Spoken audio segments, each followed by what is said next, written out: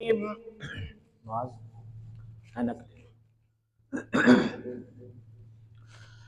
اللہ الرحمن الرحیم ان الذين يكتمون ما انزلنا من البينات والهدى من بعد ما بيناه للناس في الكتاب أولئك يلعنهم الله ويلعنهم اللاعنون صدق الله العلي العظيم إن الله وملائكته يصلون على النبي يا أيها الذين آمنوا صلوا عليه وسلموا تسليما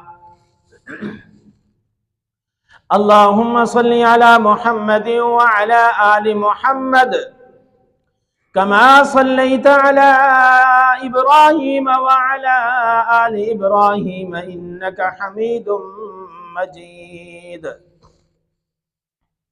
اللهم بارك على محمد وعلى آل محمد كما باركت على إبراهيم وعلى آل إبراهيم إنك حميد مجيد رب اشرح لي صدري ويسر لي أمري واحلل عقدة من لساني يفقهوا قولي سبحان ربك رب العزة عما يصفون وسلام على المرسلين والحمد لله رب العالمين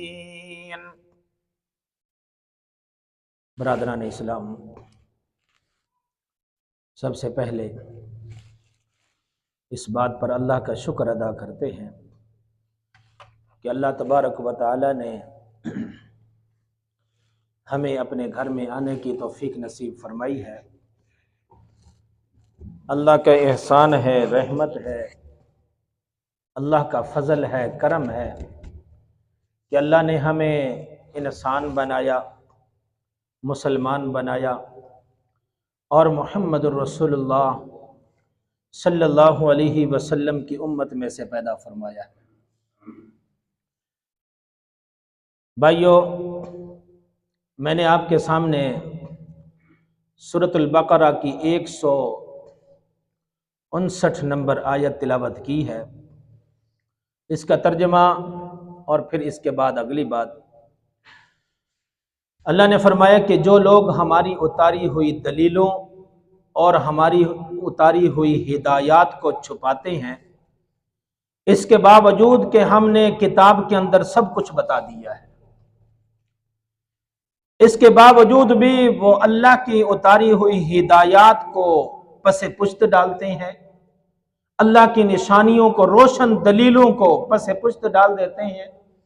اللہ نے فرمایا کہ اولئک یلعنہم اللہ، ایسے لوگوں پر اللہ کی لعنت نازل ہوتی ہے، ویلعنہم اللاعنون، اور تمام لعنت کرنے والوں کی لعنت ہوتی ہے ایسے بندوں پر۔ بھائی اور دوستو، جن پر اللہ راضی ہوتا ہے نا، ان پر اللہ اپنی رحمتیں نازل کرتا ہے اور ان کی حفاظت بھی کرتا ہے اور ان کی دعائیں بھی قبول کرتا ہے اور ان کو ہر شرمندگی سے بھی بچاتا ہے۔ کن لوگوں پر؟ کن لوگوں کے لیے؟ کہ جن پر اللہ راضی ہوتا ہے، اپنی رحمتیں نازل فرماتا ہے، اور جن لوگوں پر اللہ ناراض ہوتا ہے ان پر اللہ اپنی لعنت نازل کرتا ہے۔ آج صرف اس بات پر بات ہوگی کہ جن پر اللہ راضی ہوتا ہے ان پر اللہ کی رحمتیں نازل ہوتی ہیں، اور جن سے اللہ ناراض ہوتا ہے ان پر اللہ لعنت نازل کرتا ہے۔ لعنت کا کیا مطلب ہے؟ لعنت کا مطلب یہ ہے کہ جس بندے سے اللہ ناراض ہوتا ہے اس بندے کو اللہ اپنی رحمت سے دور کر دیتا ہے. جس بندے پر اللہ ناراض ہوتا ہے اس بندے کو اللہ جنت سے دور کر دیتا ہے، جہنم کے قریب کر دیتا ہے اور اپنے عذاب کے قریب کر دیتا ہے. یہ اللہ کی لعنت کا مطلب ہے. شریعت کے اندر بہت سی ایسی چیزیں ہیں کہ جن کے کرنے کا حکم ہے قرآن و حدیث کے اندر. مثلا نماز ہے، زکوٰۃ ہے، حج ہے، روزہ ہے، صدقہ خیرات ہے، جھوٹ نہیں بولنا، سچ بولنا ہے، رشوت نہیں لینی، نہ لینی ہے نہ دینی ہے، نہ سود کھانا ہے نہ کسی کو کھلانا ہے، کسی کی غیبت نہ کرو، کسی کے ساتھ حسد اور بغض نہ کرو، کسی کے ساتھ خیانت نہ کرو، چوری نہ کرو، گالی نہ دو. یہ اللہ نے فرمایا کہ یہ وہ کام ہے کہ بہت سارے ایسے کام ہیں جن سے اللہ نے روکا ہے کہ بھی یہ کام نہیں کرنے. جن سے اللہ نے روکا ہے اگر بندہ وہ کام کرے گا صاف ظاہر ان پر اللہ کی لعنت ہوگی، اللہ ناراض ہوگا. اور جن کے کرنے کا اللہ نے حکم دیا ہے وہ بھی نہیں کرتا، اگر وہ کرتا ہے تو پھر اس پر کیا ہوگی؟ اللہ کی رحمت نازل ہوگی.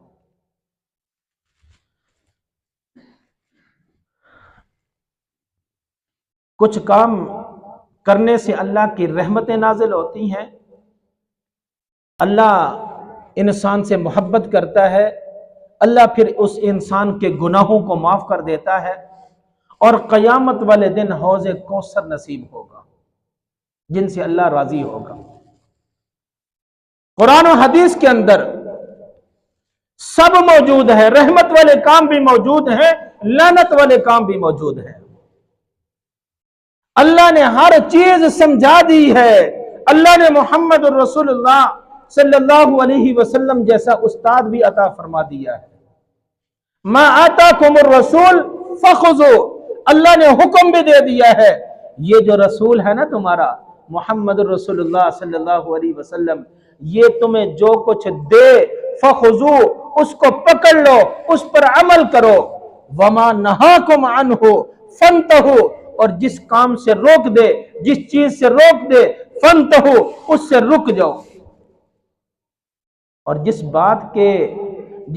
جس کام کے کرنے کا رسول حکم دے رہا ہو اگر وہ بندہ کرے گا تو اللہ کی رحمتیں نازل ہوں گی، اگر نہیں کرے گا تو اللہ کی لعنت نازل ہوگی.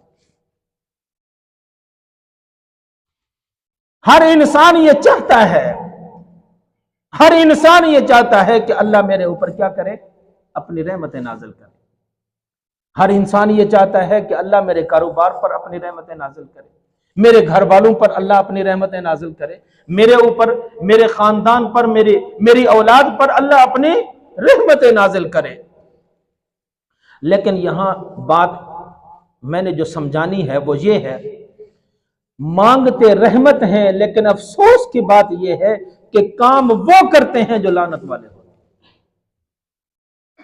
آج میں نے ایک حدیث کے مطابق 4 کام ایسے بتانے ہیں جن کے کرنے سے اللہ کی لعنتیں نازل ہوتی ہیں. ہم کام وہ کر جاتے ہیں کہ جو اللہ کی لعنت کا سبب بنتے ہیں. حالانکہ کیا کرنا چاہیے کہ وہ کام کریں جس سے اللہ کی رحمت نازل ہونا، لیکن ہم پتہ نہیں کس غلط فہمی کے اندر مبتلا ہیں، پتہ نہیں کون سی ایسی لاپرواہی اور غفلت ہے کہ ہم وہ کام کر جاتے ہیں جو اللہ کی لعنت کا سبب بنتے ہیں.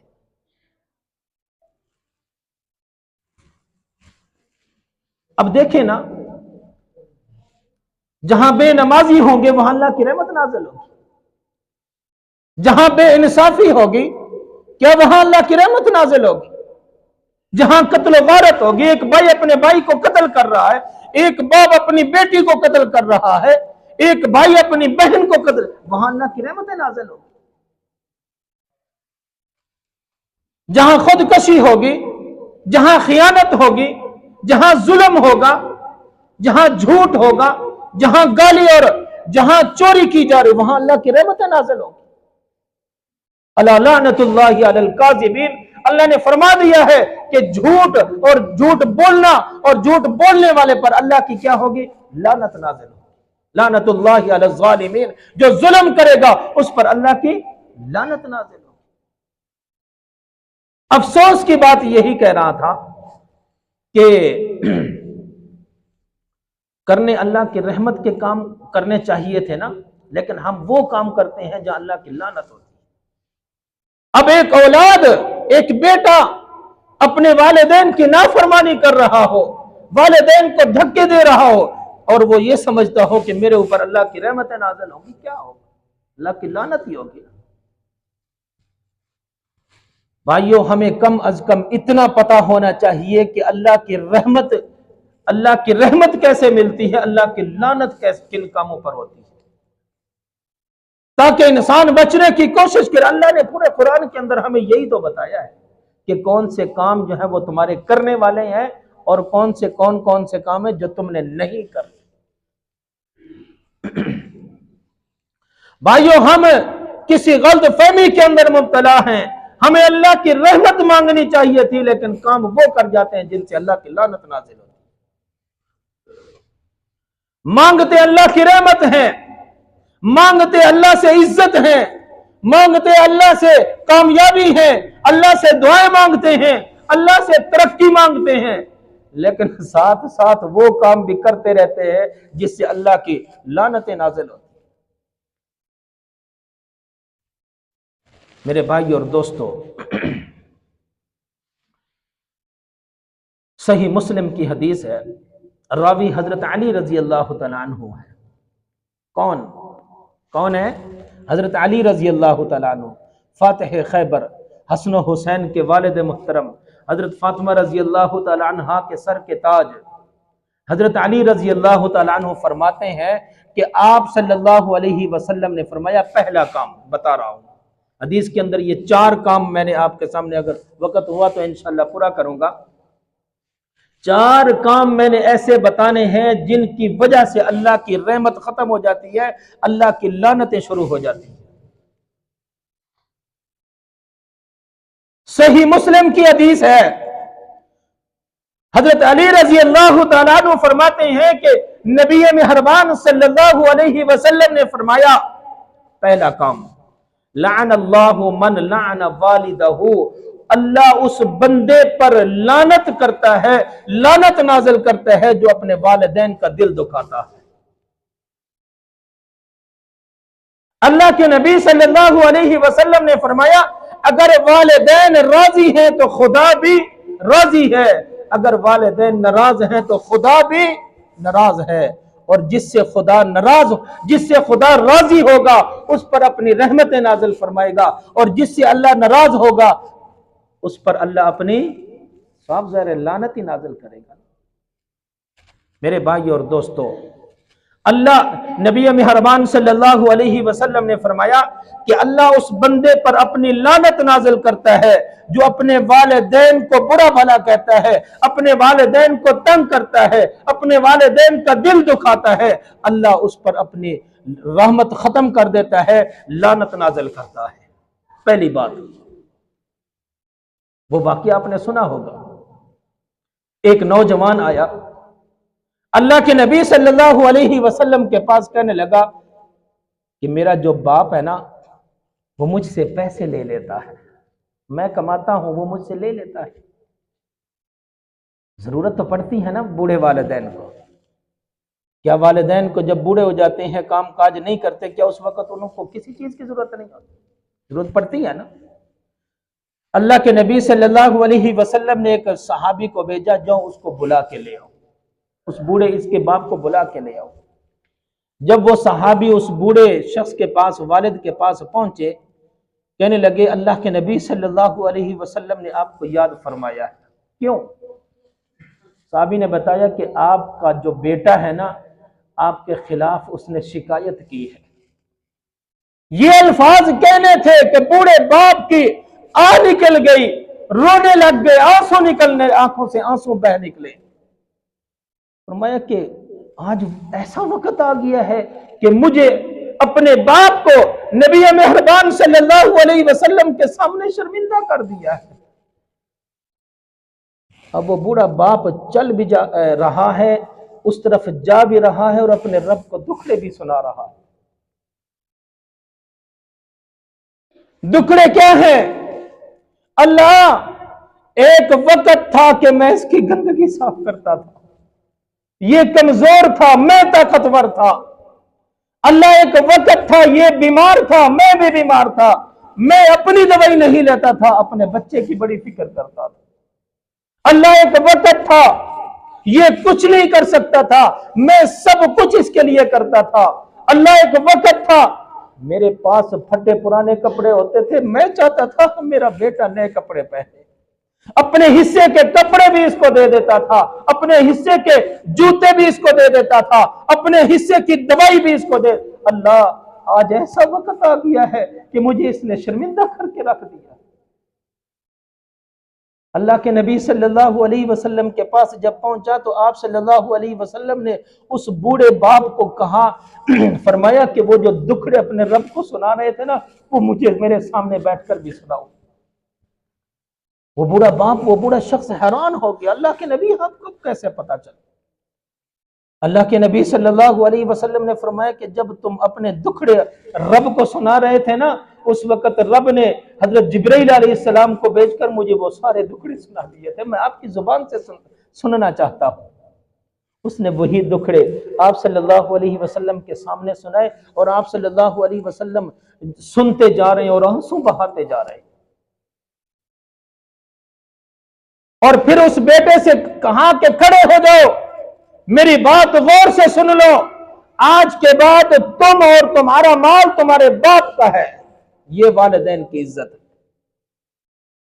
اللہ کے نبی صلی اللہ علیہ وسلم نے فرمایا کہ اللہ اس بندے پر لعنت بھیجتا ہے جو اپنے والدین کو تنگ کرتا ہے، اپنے والدین کا دل دکھاتا ہے، اپنے والدین کو دکھ دیتا ہے، اللہ اس پر اپنی لعنت کو نازل کرتا ہے۔ معلوم یہ ہوا کہ ایسی اولاد پر اللہ کی لعنت ہوگی جو اولاد اپنے والدین کو تنگ کرے گی، اپنے والدین کا خیال نہیں رکھے گی، اپنے والدین کا دل دکھائے گی، اللہ اس اولاد پر اپنی لعنت نازل کرتا ہے۔ جو مرضی کرتا پھرے چاہے وہ نمازیں بھی پڑھتا پھرے، چاہے وہ صدقے خیرات کرتا رہے، لیکن اللہ کی لعنت اس وقت تک نازل ہوتی رہے گی جب تک وہ اپنے والدین کو راضی نہیں کر لیتا۔ والدین کی خدمت کرو نہ کرو، ان کی بات مانو یا نہ مانو، لیکن والدین کا احترام ضروری ہے، والدین کا احترام ضروری ہے۔ والدین کا احترام اس طرح کرو جس طرح حضرت ابراہیم علیہ السلام نے اپنے باپ آذر کا احترام کیا۔ والدین کا احترام کرو، والدین کا احترام اس طرح کرو جس طرح حضرت اسماعیل علیہ السلام نے اپنے باپ حضرت ابراہیم علیہ السلام کا حکم مانا اور فرما برداری کی اور ان کا کہنا مانا، ان کا ادب اور احترام کیا۔ ہاتھ میں چھری ہے، فلما اسلما وتلہ للجبین، زمین پر لٹایا ہوا ہے، گردن پر چھری چل رہی ہے۔ باپ ذبح کرنے کے لیے تیار ہے، بیٹا ذبح ہونے کے لیے تیار ہے، لیکن چھری بھی چل رہی ہے، چھری کے اندر سے کاٹنے کی صلاحیت رب نے واپس لے لی۔ اس لیے چھری کیوں نہیں کاٹ رہی؟ وجہ اصل میں وجہ کیا تھی کہ وہ جس بیٹے پر باپ چھری چلا رہا ہے وہ بیٹا والدین کا فرما بردار ہے، والدین کا فرما بردار ہے۔ تو معلوم یہ ہوا، یہ نوجوان سن لے، یہ نوجوان سن لے جن کے والدین ابھی اس دنیا کے اندر موجود ہیں، اللہ اس اولاد کی گردنیں نہیں کٹنے دیتا جو اپنے والدین کے فرما بردار ہوتے ہیں۔ اللہ اس اولاد کو ناکام نہیں کرتا کہ جو اپنے والدین کے فرما بردار ہوتے ہیں۔ پہلا کام، وقت تھوڑا ہے مختصر کرتا ہوں۔ دوسرا کام یہ ہے، اللہ کے نبی صلی اللہ علیہ وسلم نے فرمایا کہ لعن اللہ من ذبح لغیر اللہ، اللہ اس بندے پر اپنی لعنت نازل کرتا ہے جو غیر اللہ کے نام پر ذبح کرتا ہے، اللہ کو چھوڑ کر دوسروں کے نام کے لیے صدقے خیرات کرتا ہے، ذبح کرتا ہے۔ آپ تو ماشاءاللہ یہ کام کرنے والے نہیں ہیں، میں ان لوگوں کی بات کر رہا ہوں جو یہ کام کرتے ہیں۔ ہم نے حضرت جی کے نام پر ذبح کرنا ہوتا ہے، سارا سال 2 3 4 جانور کو پالتے ہیں، کٹے اور بچے پالتے ہیں، بکرے پالتے ہیں، بادام اور دیسی گھی کھلاتے ہیں، پوچھنے پر معلوم یہ ہوتا ہے یہ حضرت جی کے نام کا ہے۔ سال کے بعد جا کر حضرت جی کے دربار پر جا کر وہاں ذبح کر رہے اور خوشیاں مناتے ہیں۔ کیوں ذبح کرتے ہیں؟ اس لیے کہ سب کچھ کس نے دیا ہے؟ حضرت جی نے دیا ہے۔ استغفر اللہ۔ سب کچھ دینے والی ذات کون ہے؟ اللہ ہے۔ اولاد دینے والی ذات کون ہے؟ اللہ ہے۔ بیٹے اور بیٹیاں دینے والی ذات کون ہے؟ اللہ ہے۔ رزق دینے والی ذات کون ہے؟ اللہ ہے۔ زندگی کس کے ہاتھ میں ہے؟ اللہ کے ہاتھ میں ہے۔ موت کس کے ہاتھ میں ہے؟ اللہ کے ہاتھ میں ہے، حضرت جی کے ہاتھ میں نہیں ہے۔ اس لیے اگر بکرے اور چھتری اور کٹے اور بچے دینے ہیں تو کس کو دینے ہیں؟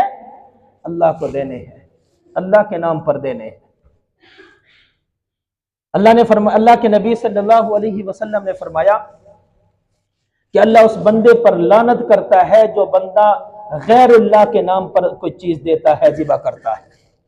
تیسرا کام، اللہ کے نبی صلی اللہ علیہ وسلم نے فرمایا اللہ اس بندے پر لعنت نازل کرتا ہے جو دین کے اندر کوئی نیا کام شروع کر دیتا ہے، یعنی بدعتی پر، یعنی جو بدعت کرتا ہے، جو دین کے اندر اپنی مرضی کا کام شروع کر دے، اللہ اس بندے پر اپنی لعنتیں نازل کرتا ہے۔ اپنی مرضی کی نمازیں، اپنی مرضی کے جنازے، اپنی مرضی کی شادیاں، اپنی مرضی کے کام سارے شروع کر دیتا ہے اور کہتا ہے کہ یہ بھی دین ہے، یہ بھی دین ہے۔ جو بات مجھے اچھی لگتی ہے میں کہتا ہوں کہ یہ دین ہے، نہ وہ قرآن کے اندر ہوتی ہے نہ وہ حدیث کے اندر ہوتی ہے، میں اس پر عمل اس لیے کرتا اور کرواتا ہوں کہ وہ مجھے اچھی لگتی ہے، مجھے اچھی لگتی ہے۔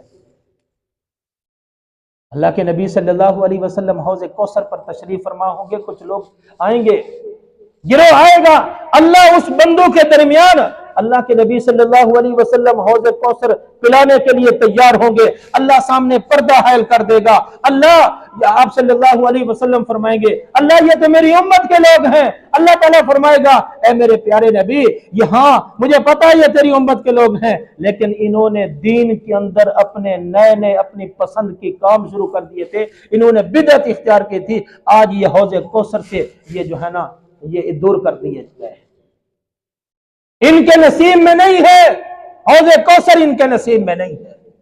تیسرا کام۔ چوتھا کام کیا ہے؟ چوتھا کام ہمارے معاشرے، یہ سارے کام ہمارے معاشرے کے اندر ہو رہے ہیں، یہ چوتھا کام جو میں آپ کو بتانے لگا ہوں یہ ان حضرات کو بڑی سمجھ آئے گی جو حضرات ذمہ دار ہیں، جن کی زمینیں ہیں، جو کھیتی باڑی کرتے ہیں، اللہ سے دعا کرتے ہیں اللہ ہمیں ان چاروں کاموں سے دور رکھے۔ چوتھا کام کیا ہے؟ لعن اللہ من غیر منار الارض، اللہ اس بندے پر لعنت نازل کرتا ہے جو زمین کے کناروں کو کاٹتا ہے، جو دوسروں کی زمین پر قبضہ کرتا ہے، جو دوسروں کی زمین کے نقشے مٹاتا ہے۔ پتہ ہے نا سانو کئی لے جاندے نا بننے جڑے ہوندے نے نا ہر سال تھوڑے تھوڑے کٹتے رہتے ہیں، اے تھوڑا جی آگے ہو گیا، پچھلے سال میری زمین ایتھے سی اگلے سال ایتھے ہو گئی، 2 فٹ تے ود گئی ہے نا۔ اللہ نے فرمایا کہ لعن اللہ من غیر منار الارض، نبی مہربان صلی اللہ علیہ وسلم نے فرمایا اللہ اس بندے پر لعنت کرتا ہے، لعنت نازل کرتا ہے جو زمین کے کناروں کو کاٹتا ہے۔